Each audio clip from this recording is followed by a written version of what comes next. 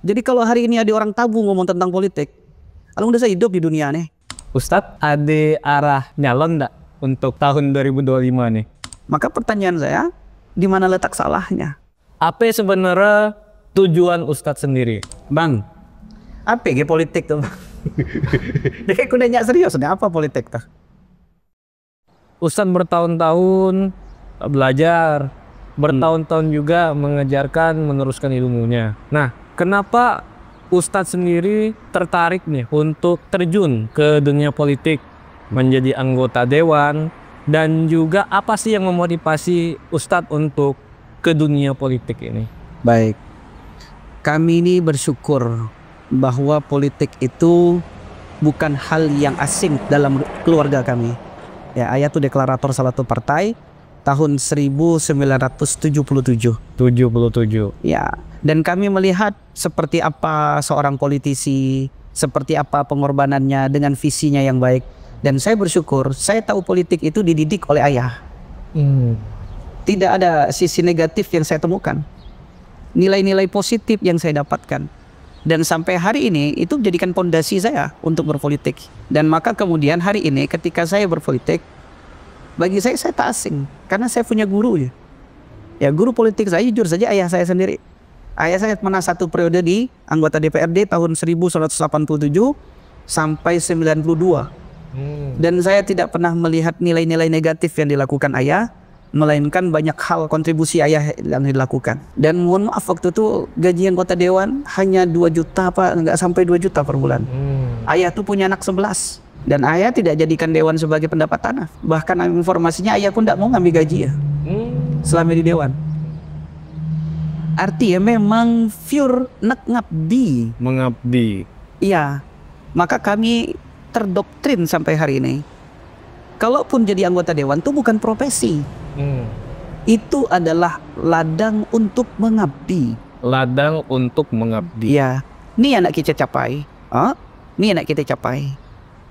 Untuk mencapai ini banyak pintu.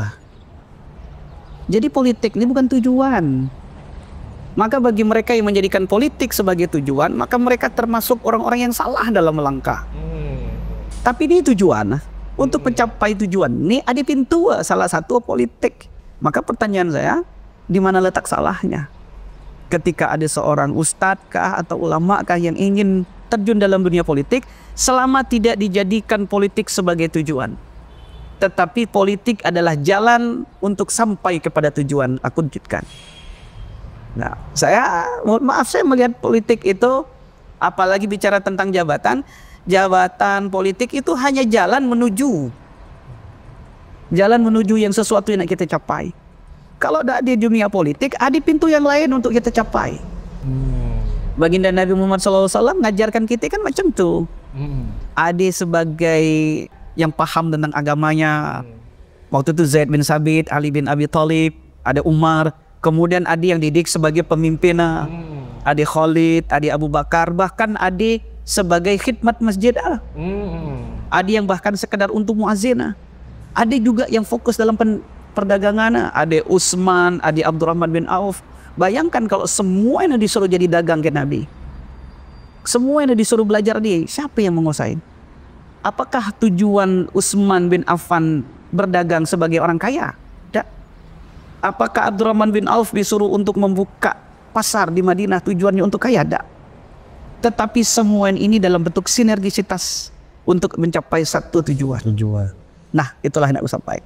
Oke, kalau antum sendiri, Ustadz, memandang politik itu bukan tujuan, tapi salah satu jalannya saja. Nah, apa sebenarnya tujuan Ustadz sendiri? Masya Allah. Tujuan hidup manusia ini tidak saro. Karena semua kita percaya kan kita ini bakal mati kan. Hidup ini tidak lama. Tujuannya adalah memberikan hal yang terbaik dari apa yang kita punya. Potensi apapun yang pacak kita kembangkan, maka lakukan. Kita bukan soalim, sok baik nak nasihatin orang, ngajak orang menjadi orang baik, tapi itu adalah bagian daripada kewajiban. Ada kemungkaran di depan mata, kita harus mengingatkan, bukan berarti kita sok baik, tetapi itu bagian daripada tanggung jawab yang harus kita lakukan. Dan pintu-pintu ini adalah bagian daripadanya. Kenapa terjun dalam dunia politik? Orang terjun dalam dunia politik biar dia ngejabat. Oh, tujuan ngejabat dah. Karena di balik jabatan itu ada sesuatu yang pacak dia lakukan. Apakah dia nak mencerdaskan bangsa ini?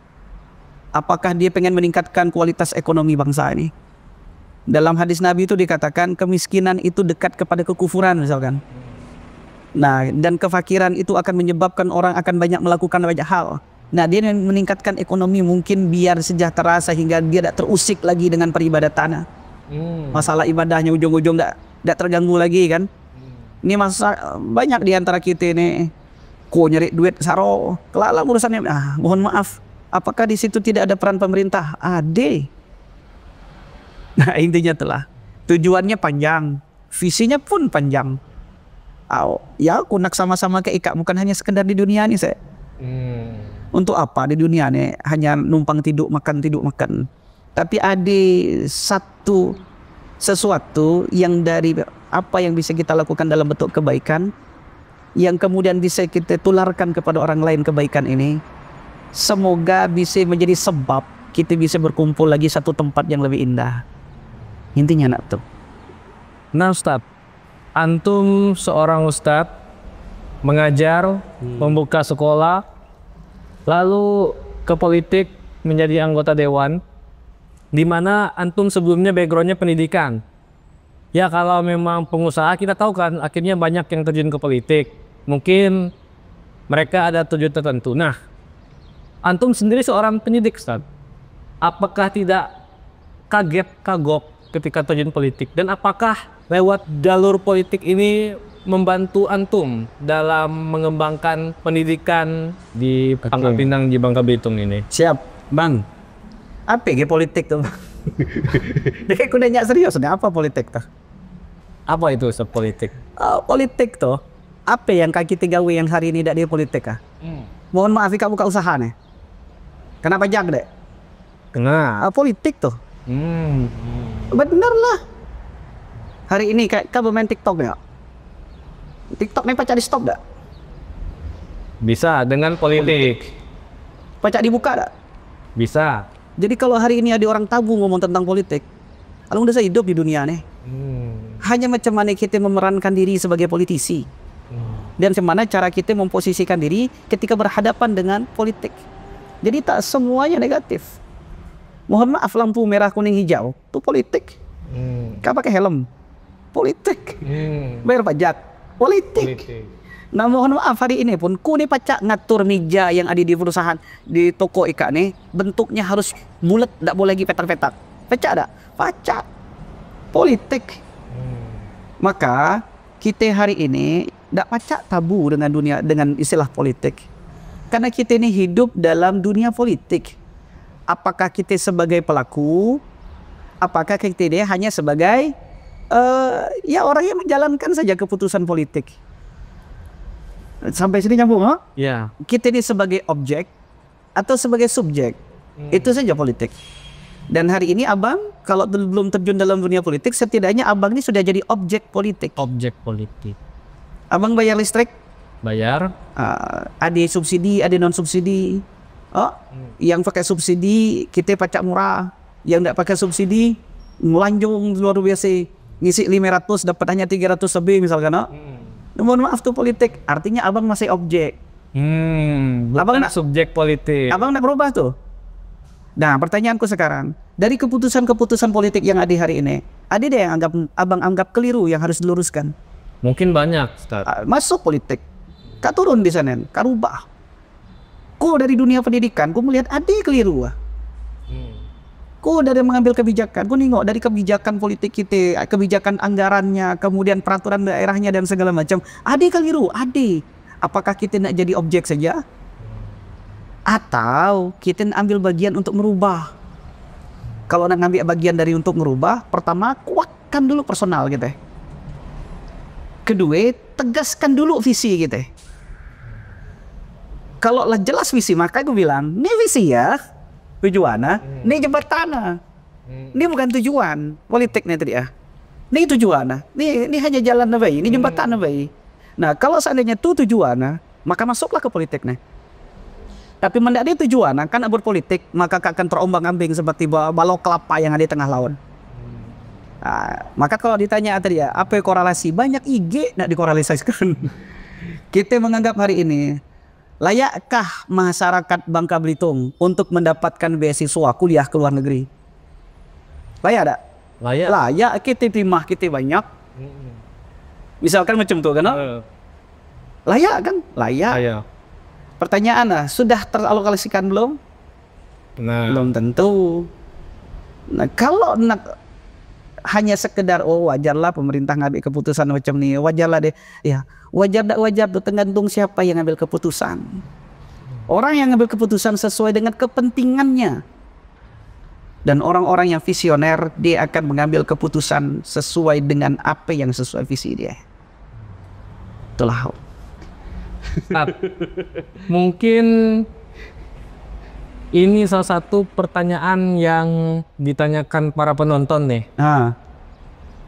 Ustadz, ada arah nyalon nggak untuk tahun 2025 nih? Jadi hidup kita nih harus mempertimbangkan maslahat dan mudarat. Hal yang baik dan hal yang buruk.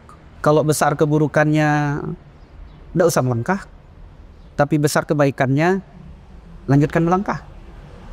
Dan selanjutnya, yang namanya perjuangan ini pasti ada pengorbanan. Kalau tidak siap berkorban, lalu mundur. Dan kalau siap berkorban, harus siap resiko dengan pengorbanan. Jadi ku cak jawab ya dek. Oke, baik. Intinya ialah banyak orang nak ngurus pengkal nih. Banyak orang yang ngurus pengkal nih. Banyak orang nak ngurus pengkal. Apakah Ustadz Dedek bagian daripada? Ya wallahu alam. Yang ku yakini per hari ini, tidak ada sesuatu faktor kebetulan. Itulah bagian daripada takdir. Hanya macam mana kita menjalani takdir ini dengan cara yang terbaik.